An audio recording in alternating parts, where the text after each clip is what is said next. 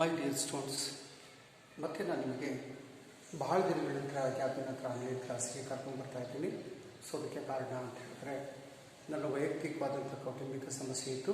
So ಇವತ್ತು ನಾನು ಮತ್ತೆ ನಿಮಗೆ ಹುಮಾಯೂನ್ ಕ್ಲಾಸ್ಗೆ ಕರ್ಕೊಂಡು ಬರ್ತಾ ಇದ್ದೀನಿ. ಸೊ ಈ ಹುಮಾಯೂನ್ ಬಗ್ಗೆ ನೀವು ತಿಳ್ಕೊಂಡಿದ್ದೀರಿ ಕಳೆದ ಕ್ಲಾಸ್. ಹುಮಾಯೂನ್ ಅಂದ್ರೇನು? ಸೊ ಅವನು ಬಾಬರ್ ನಂತರ ಅಧಿಕಾರಕ್ಕೆ ಬರಲ್ಪಟ್ಟ.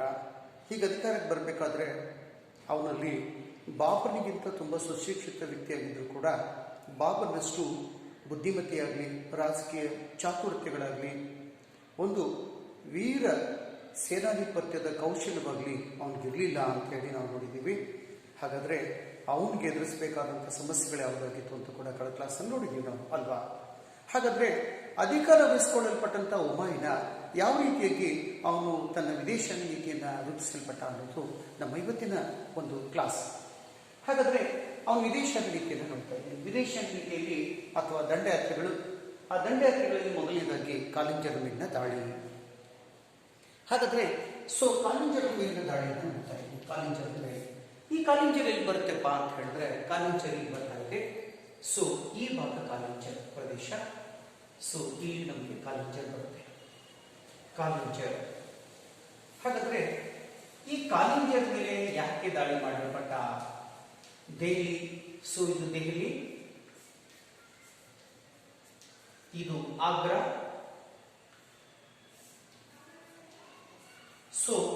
ಆಗ್ರಾ ಮೊಘಲ್ ರಾಜಧಾನಿಯಾಗಿತ್ತು. ಹಾಗಾದ್ರೆ ಮೊದಲನೇದಾಗಿ ಈ ನಮ್ಮ ಹುಮಾಯೂನ ಕಾಲಿಂಜರ್ ಮೇಲೆ ಯಾಕೆ ದಾಳಿ ಮಾಡಲ್ಪಟ್ಟ ಅಂತ ಹೇಳಿದ್ರೆ, ಈ ಕಾಲಿಂಜರದಲ್ಲಿ ಯಾರಿದ್ರು ಅಂತ ಹೇಳಿದ್ರೆ ರಾಜ ಪ್ರತಾಪರುದ್ರ ಎಂಬುವನು ಆಳ್ವಿಕೆ ಇದ್ದ. ಎಲ್ಲಿ? ಕಾಲಿಂಜರದಲ್ಲಿ. ರಾಜ ಪ್ರತಾಪರುದ್ರ ಎಂಬುವನು ಈ ಕಾಲಿಂಜರದಲ್ಲಿ ಆಳ್ವಿಕೆ ಇದ್ನಲ್ಲ, ಇವನೇನ್ ಮಾಡಿದ್ದ ಅಂತ ಹೇಳಿದ್ರೆ ಇವನ ಬಗ್ಗೆ ಸಂಶಯ ಇತ್ತು. ಯಾರಿಗೆ? ಹುಮಾಯೂನ್ಗೆ. ಇವನು ಹುಮಾಯೂನ್ನ ಶತ್ರುಗಳಾಗಿದ್ದಂಥ ಅಫ್ಘಾನರಿಗೆ ಆಶ್ರಯ ನೀಡಲ್ಪಟ್ಟಿದ್ದಾನೆ ಎಂಬ ಅಪನಂಬಿಕೆ ಇತ್ತು. ಇವ ಹುಮಾಯೂನ್ನ ಶತ್ರುಗಳಿಗೆ ಆಶ್ರಯ ನೀಡಿದ್ದಾನೆ. ಹಾಗೂ ಹುಮಾಯೂನ್ನ ಶತ್ರುಗಳು ಯಾರು? ಅಫ್ಘಾನರಾಗಿದ್ದರು. ಅಫ್ಘಾನರಿಗೆ ಆಶ್ರಯ ನೀಡಿದ್ದಾನೆ ಅನ್ನೋ ಒಂದೇ ಒಂದು ಕಾರಣಕ್ಕಾಗಿ ಏನ್ ಮಾಡಲಾಯಿತು ಅಂತ ಹೇಳಿದ್ರೆ ಅಧಿಕಾರ ವಹಿಸ್ಕೊಂಡ ತಕ್ಷಣ ಹುಮಾಯೂನ ತಡ ಮಾಡಲಿಲ್ಲ. ಕ್ರಿಸ್ತ 1531ರಲ್ಲಿ ಈ ಕಾಲಿಂಜರ್ ಕೋಟೆ ಮೇಲೆ ದಾಳಿ ಮಾಡ್ತಾನೆ. ಇಲ್ಲಿಂದ ಕಾಲಿಂಜರ್ ಕೋಟೆ ಮೇಲೆ ದಾಳಿ ಮಾಡಲ್ಪಟ್ಟ. ಈ ಕಾಲಿಂಜರ್ ಕೋಟೆ ಮೇಲೆ ದಾಳಿ ಮಾಡಿ ಆ ಕಾಲಿಂಜರ್ ಕೋಟೆಯಲ್ಲಿ ರಾಜ ಪ್ರತಾಪರುದ್ರ ಎಂಬುವನಿದ್ದ. ಆ ರಾಜ ಪ್ರತಾಪರುದ್ರ ಮೇಲೆ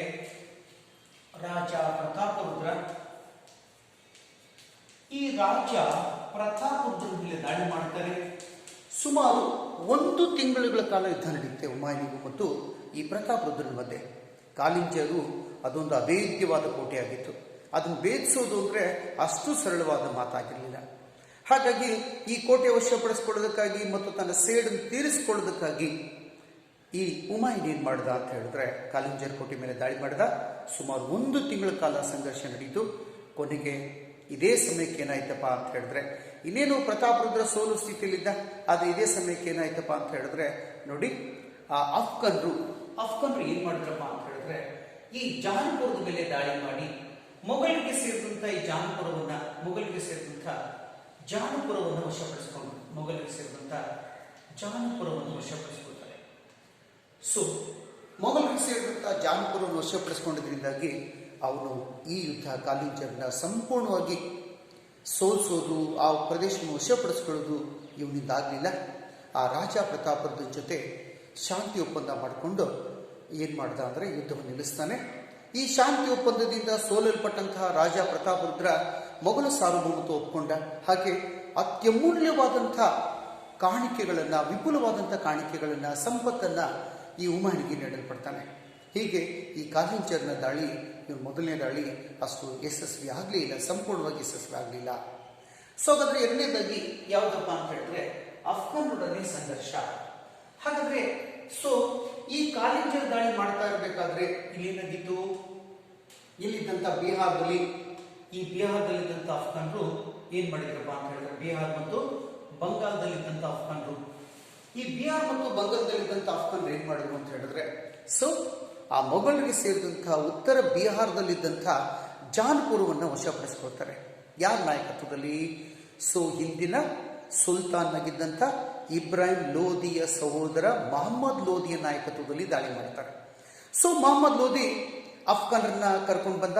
ಅಫ್ಘಾನರ ನಾಯಕತ್ವದಲ್ಲಿ ಮೊಹಮ್ಮದ್ ಲೋದಿ ಸೈನ್ಯ ಇಲ್ಲಿಂದ ಬಂದು ಈ ಬಿಹಾರದಲ್ಲಿದ್ರು, ಬಂಗಾಳದಲ್ಲಿದ್ರು.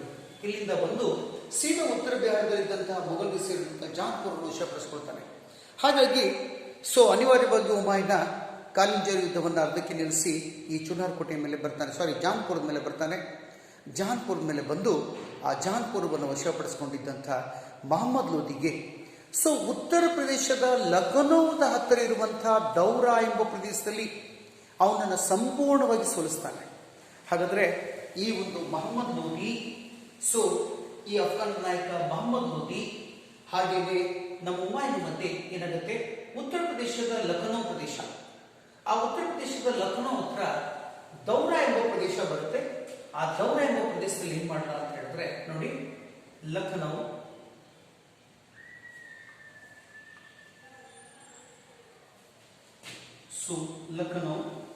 ಲಖನೌದ ಹತ್ರ ದೌರಾ ಎಂಬ ಪ್ರದೇಶ ಬರುತ್ತೆ.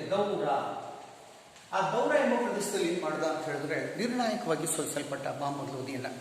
ಹೀಗೆ ಈ ದೌರಾ ಕಾಳಗದಲ್ಲಿ ಸೋಲಲ್ಪಟ್ಟಂತ ಮೊಹಮ್ಮದ್ ಲೋದಿ ಮುಂದೆ ತನ್ನ ಜೀವನದಲ್ಲಿ ಭವಿಷ್ಯದಲ್ಲಿ ಎಂತೆಂದೂ ರಾಜಕೀಯ ಜೀವನಕ್ಕೆ ಬರಲಿಲ್ಲ. ರಾಜಕೀಯದಿಂದ ನಿವೃತ್ತಿಗೊಳ್ಳಲ್ಪಟ್ಟ. ಈ ಯುದ್ಧನೇ ಬೇಡ, ಈ ಸಾಮ್ರಾಜ್ಯ ಸ್ಥಾಪನೆಯೇ ಬೇಡ, ಇದರ ಸಾವಾಸವೇ ಬೇಡ ಅಂತ ಹೇಳಿ ರಾಜಕೀಯದಿಂದ ನಿವೃತ್ತಿಗೊಂಡು ಏನು ಮಾಡ್ದ, ಖಾಸಗಿ ಜೀವನವನ್ನು ಪ್ರಾರಂಭಿಸಲ್ಪಟ್ಟ. ಅವತ್ತಿನಿಂದ ಒಬ್ಬ ಸಾಮಾನ್ಯ ವ್ಯಕ್ತಿಯಾಗಿ ಅವನು ಮೊಹಮ್ಮದ್ ಲೋದಿ ತನ್ನ ಖಾಸಗಿ ಜೀವನವನ್ನು ಪ್ರಾರಂಭಿಸಲ್ಪಟ್ಟ, ರಾಜಕೀಯದಿಂದ ನಿವೃತ್ತಿಗೊಂಡು. ಅದಾದ್ಮೇಲೆ ನೆಕ್ಸ್ಟ್ ನಾವು ನೋಡ್ತಾ ಇದ್ದೀವಿ ಚುನಾರ್ ಕೋಟೆ ಮುತ್ತಿಗೆ. ಮೂರನೇದಾಗಿ ಅವನು ಏನ್ ಮಾಡ್ದ ಅಂತ ಹೇಳಿದ್ರೆ ಚುನಾರ್ ಕೋಟೆ ಮೇಲೆ ದಾಳಿ ಮಾಡ್ತಾನೆ. ಹಾಗಾದ್ರೆ ಚುನಾರ್ ಕೋಟೆ ಎಲ್ಲಿ ಬರುತ್ತೆ ಅಂತ ಹೇಳಿದ್ರೆ ಅದು ದಕ್ಷಿಣ ಬಿಹಾರದಲ್ಲಿ ಬರುತ್ತೆ. ಚುನಾರ್ ಕೋಟೆ ದಕ್ಷಿಣ ಬಿಹಾರದಲ್ಲಿ ಬರುತ್ತೆ. ಈ ಚುನಾರ್ ಕೋಟೆ ಇದು ಕೂಡ ಮೊಘಲರಿಗೆ ಸೇರಿತ್ತು. ಚುನಾರ್ ಕೋಟೆ ಇದು ಕೂಡ ಮೊಘಲರಿಗೆ ಸೇರಿತ್ತು. ಚುನಾರ್ ಕೋಟೆ. ಹಾಗಾದ್ರೆ ದಕ್ಷಿಣ ಬಿಹಾರದಲ್ಲಿ ಬರ್ತಾ ಇರುವಂತಹ ಈ ಚುನಾರ್ ಕೋಟೆ ಇದೆಯಲ್ಲ, ದಕ್ಷಿಣ ಬಿಹಾರದಲ್ಲಿ ಬರುವಂತಹ ಚುನಾರ್ ಕೋಟೆ ಇದು ಮೊಘಲರಿಗೆ ಸೇರಿತ್ತು. ಆದರೆ ಇಲ್ಲಿ ಪ್ರಾಂತ್ಯಾಧಿಕಾರಿಯ ವಿಧವೆಯನ್ನ ನಮ್ಮ ಯಾರಪ್ಪ ಅಂತ ಹೇಳಿದ್ರೆ ಈ ಒಂದು ಶೇರ್ ಖಾನ್ ಏನ್ ಮಾಡ್ದ ಅಂತ ಹೇಳಿದ್ರೆ ಅವಳನ್ನು ಮದುವೆ ಆಗ್ತಾರೆ. ಮದುವೆಯಾಗಿ ಇವನು ಕೂಡ ಅಫ್ಘಾನಿ ಆಗಿದ್ದ. ಅಫ್ಘಾನ್ ನಾಯಕ ಶೇರ್ ಖಾನ್ ಇವನು ಏನ್ ಮಾಡ್ದ, ಇಲ್ಲಿ ಈ ವಿಧವೆ ತಾಜ್ ಖಾನ್ ವಿಧವೆ ಇದ್ದು ಅವಳನ್ನು ಮದುವೆಯಾಗಿ ಇಡೀ ಚುನಾರ್ ಕೋಟೆ ಮೇಲೆ ತನ್ನ ಪ್ರಭುತ್ವವನ್ನು ಸಾಧಿಸ್ತಾನೆ. ಯಾರು, ಶೇರ್ ಖಾನ್. ಹಾಗಾದ್ರೆ ಯಾರ ಮನೆ ಆಸ್ತಿ ಇದು? ತಾಜ್ ಖಾನದಲ್ಲ, ಇದು ಮೊಘಲರಿಗೆ ಸೇರಿದಂತ ಪ್ರದೇಶ. ಅದನ್ನು ಆಳ್ವಿಕೆ ನಡೆಸೋದಕ್ಕೆ ಒಬ್ಬ ಪ್ರಾಂತ್ಯಾಧಿಕಾರಿಯನ್ನ ನೇಮಿಸಲಾಗಿತ್ತು. ಆದ್ರೆ ಈ ತಾಜ್ ಖಾನ್ ಸತ್ತ ತಕ್ಷಣ ಅವನ ವಿಧವೆಯನ್ನ ಈ ಶೇರ್ ಖಾನ ಮಾಡಿಕೊಂಡಿದ್ರಿಂದ ಅದು ಅವನಿಗೆ ಸೇರುವುದಿಲ್ಲ. ಆದ್ರೆ ಅವನು ಬಲವಂತವಾಗಿ ಅವರಿಬ್ಬರು ಸೇರಿ ಚುನಾರ್ ಕೋಟೆಯಲ್ಲಿ ಸ್ವತಂತ್ರ ಘೋಷಿಸಿಕೊಳ್ತಾರೆ. ಹಾಗಾದ್ರೆ ಕೈ ಬಿಟ್ಟು ಹೋಗಿದ್ದಂತ ಚುನಾರ್ ಕೋಟೆಯನ್ನ ವಶಪಡಿಸಿಕೊಳ್ಳೋದಕ್ಕಾಗಿ ಏನ್ ಮಾಡಬೇಕಾಯ್ತು ಹುಮಾಯೂನ? ಇಲ್ಲಿ ಇದ್ದಾನೆ ಕಾಲಿಂಜರ್ದಿಂದ ನೆಕ್ಸ್ಟ್ ಉತ್ತರ ಬಿಹಾರದಲ್ಲಿದ್ದಾನ. ಎಲ್ಲಿ? ಜಾನ್ಪುರದಲ್ಲಿದ್ದ. ಇಲ್ಲಿ ಉತ್ತರ ಬಿಹಾರದಲ್ಲಿದ್ದಂಥ ಜಾನ್ಪುರದಿಂದ ದಕ್ಷಿಣ ಬಿಹಾರಕ್ಕೆ ಬರ್ತಾನೆ ಚುನಾರ್ ಕೋಟೆಯನ್ನು ವಶಪಡಿಸಿಕೊಳ್ಳುತ್ತೆ. ಆಗಸ್ಟ್ನಲ್ಲಿ ಜಾನ್ಪುರ ವಶಪಡಿಸಿಕೊಂಡ 1532 ಆಗಸ್ಟ್ ತಿಂಗಳಲ್ಲಿ ಅಲ್ಲಿಂದ ನೆಕ್ಸ್ಟು ಸೀದಾ ಕೆಳಗಿಳಿತಾನೆ. ಕೆಳಗಿಳಿದು ದಕ್ಷಿಣ ಬಿಹಾರಕ್ಕೆ ಬರ್ತಾನೆ. ದಕ್ಷಿಣ ಬಿಹಾರದಲ್ಲಿ ಚುನಾರ್ ಕೋಟೆ, ಆ ಚುನಾರ್ ಕೋಟೆ ಮೇಲೆ ಮುತ್ತಿಗೆ ಹಾಕ್ತಾನೆ. ಈ ಮುತ್ತಿಗೆ ಕ್ರಿಸ್ತ 1532 ಸೆಪ್ಟೆಂಬರ್ ತಿಂಗಳಿಂದ ಹಿಡಿದು ಡಿಸೆಂಬರ್ ತಿಂಗಳವರೆಗೆ ನಡೀತು. ಈ ಮುತ್ತಿಗೆ ಅತ್ಯಂತ ದೀರ್ಘವಾಗಿ ಮತ್ತು ಆವೇಶಭರಿತವಾಗಿತ್ತು. ಆದರೆ ಈ ಶೇರ್ ಖಾನ್ ಇದ್ದಾನಲ್ಲ, ತುಂಬ ಬುದ್ಧಿವಂತ ಆಗಿದ್ದ, ಅವ ಚತುರಾಗಿದ್ದ.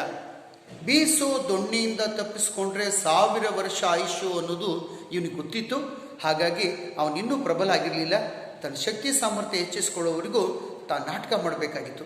ಹಾಗಾಗಿ ಅವನೇನು ಮಾಡ್ದ, ತೋರಿಕೆಗೆ ಹುಮಾಯೂನಿಗೆ ಶರಣಾಗತಿಯನ್ನು ತೋರ್ಪಡಿಸಲ್ಪಟ್ಟ. ಇವನು ಅಷ್ಟಕ್ಕೆ ಸಮಾಧಾನ ಆಗ್ಬಿಟ್ಟ. ಯಾರು? ಹುಮಾಯೂನ. ಯಾವ ಯುದ್ಧದಲ್ಲೂ ನಿರ್ಣಾಯಕವಾಗಿ ಜಯವನ್ನು ಗಳಿಸುವಂಥ ಸಾಮರ್ಥ್ಯ ಇವನಿಗಿರಲಿಲ್ಲ. ಮನಸ್ಸು ಮಾಡಿದ್ರೆ ಅವತ್ತೇ ಈ ಶೇರ್ ಖಾನ್ ಕತೆ ಮುಗಿಸಿದ್ರೆ ಮುಂದೆ ಶೇರ್ ಶಾ ಎಂಬ ಇವನು ದೊಡ್ಡ ಹೆಸರಿನಿಂದ ಅಧಿಕಾರಕ್ಕೆ ಬರೋದು, ಹಾಗೆ ಹುಮಾಯೂನ್ ಅಧಿಕಾರದಿಂದ ಕಳ್ಕೊಂಡು ದೇಶ ಬಿಟ್ಟು ಓಡುವುದು, ಅದ್ಯಾವುದೂ ಆಗ್ತಿರಲಿಲ್ಲ. ಆದರೆ ಶೇರ್ ಖಾನ್ ತುಂಬ ಬುದ್ಧಿವಂತ ಆಗಿದ್ದ.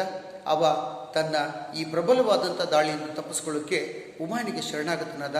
ಅಷ್ಟಕ್ಕೆ ಇವನು ಸಮಾಧಾನ ಆದ ಹುಮಾಯೂನಿಗೆ ಹುಮಾಯೂನ ಸೇವೆ ಮಾಡೋಕೆ ಈ ಶೇರ್ ಖಾನ ತನ್ನ ಮಗನಾಗಿದ್ದಂಥ ಕುತುಬ್ ಖಾನನ ನಾಯಕತ್ವದಲ್ಲಿ ಒಂದು ಬಲಾಢ್ಯವಾದ ಸೈನ್ಯ ಪಡೆಯನ್ನು ಕಳಿಸ್ಕೊಡ್ತಾನೆ ಅವನು ಸೇವೆ ಮಾಡೋಕೆ. ಈ ಕುತುಬ್ ಖಾನ್ ನಾಯಕತ್ವದಲ್ಲಿ ಬಲಾಢ್ಯವಾದಂಥ ಸೈನ್ಯ ಪಡೆ ಏನು ಮಾಡುತ್ತೆ ಅಂತ ಹೇಳಿದ್ರೆ ಅವನ ಸೇವೆ ಮಾಡೋಕ್ಕೆ ಕಳಿಸ್ಕೊಡ್ತಾನೆ. 5,000 ಪಡೆಯಿಂದ ಕೂಡಿತ್ತು ಕುದುರೆ ಪಡೆ. ಸೊ ಹೀಗೆ ಇವನು ತೋರಿಕೆ ಶರಣಾಗತಿಗೆ ಇವನು ಮನ್ನಿಸ್ಬಿಟ್ಟು ನೇರವಾಗಿ ಎಲ್ಲಿಗೆ ಹೋಗ್ತಾನೆ? ರಾಜಧಾನಿ ಆಗ್ರಕ್ಕೆ ಹೋಗ್ತಾನೆ ಹುಮಾಯೂನ್.